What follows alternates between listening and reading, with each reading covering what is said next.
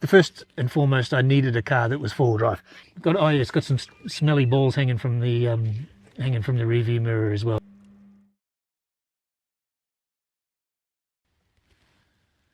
Yeah, g'day. Welcome back to the channel. Welcome to the Murrumbidgee River. Yeah, we're out in Wiradjuri country, sort of on the Murrumbidgee River, as you can see, right between sort of halfway between Wagga and Gundagai. Great little spot. I've been here before. It's a hip camp.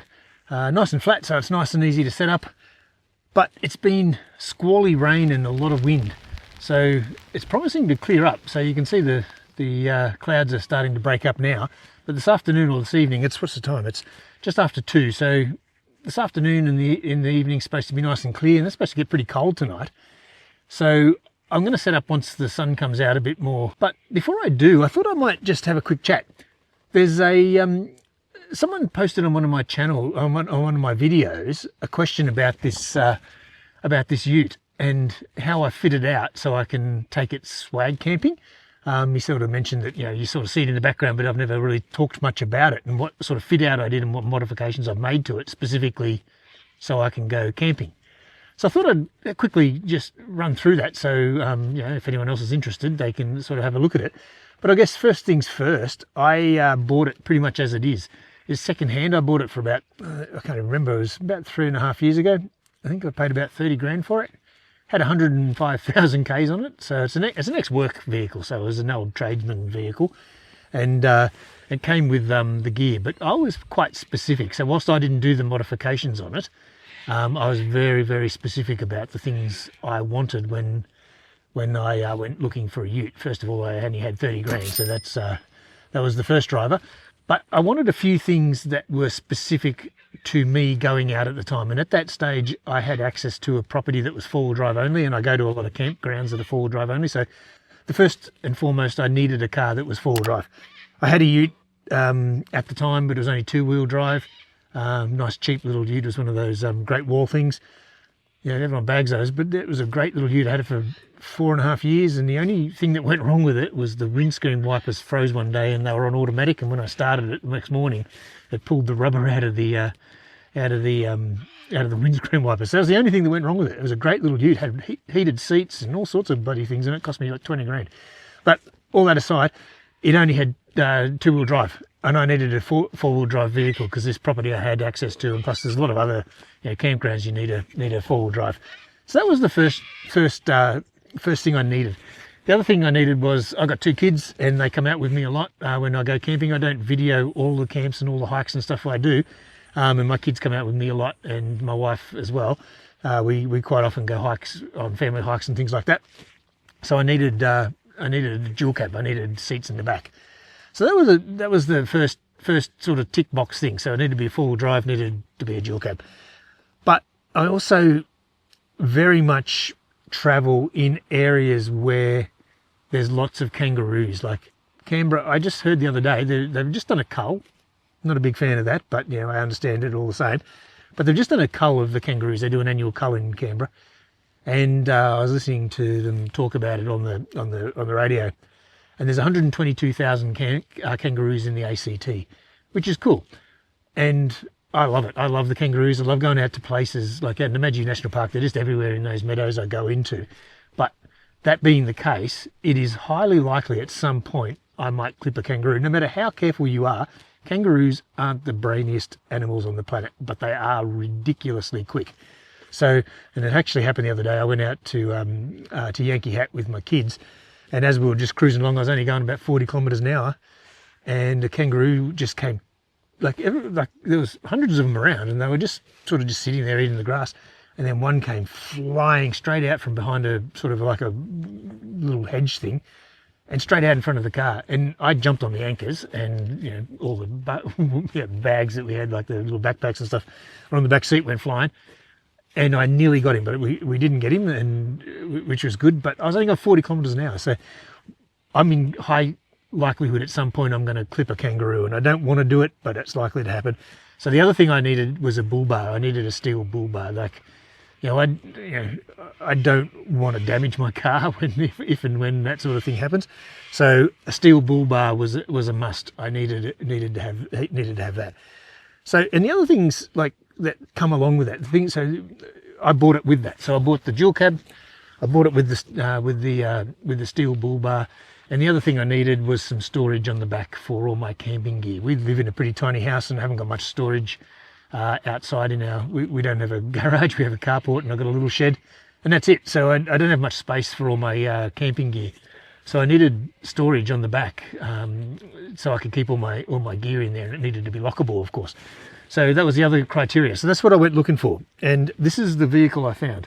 It's I think it's 2007, 2008, maybe Mitsubishi Triton MQ, I think.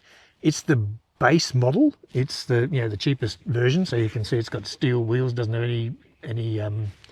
any alloy wheels or anything like that, but it does have good all-terrain tyres. They need to be replaced. I think I mentioned that the other day. And it doesn't have a diff lock, so that's the only downside on the four-wheel drive. It's the base model, so it doesn't come with a diff lock. So I kind of need to be a little bit careful about where I go, especially when I'm by myself. But yeah, so that's the vehicle I bought. So the only mods I've done to it are on the front. I put some driving lights. There wasn't any sort of driving lights on it, and the high beam on these cars is average at best. So I got a couple of big spotlights. I bought cheap ones from King's, but they do the job. I just want them to go down the road and off, on left and right, so I can sort of, see down the road, but also see onto the sides of the roads. All about kangaroos, because I'm out before dawn most of the time.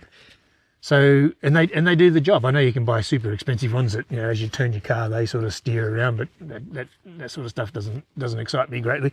So yeah, some driving lights, and I had them fitted, and that's it. Other than that, this is it. As it comes is how I bought it. So it's been a great little car. Like I said, I bought it in, I don't know, I think I've had it about 4 years, 3.5, 4 years. And yeah, it's going gangbusters. Love it.